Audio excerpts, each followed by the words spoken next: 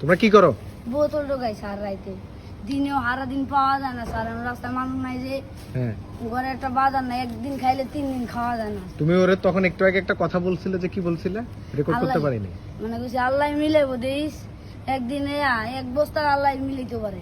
তাই এটা বিশ্বাস করো? হ্যাঁ, আমি বিশ্বাস করি স্যার। আমি যদি নিয়ত করে যেই গাড়ির পিছে দৌড়ে না, এক স্যার আমার একবার 5000 টাকা দিয়ে কইছে একটু সামনে যাক, যাও। আলহামদুলিল্লাহ।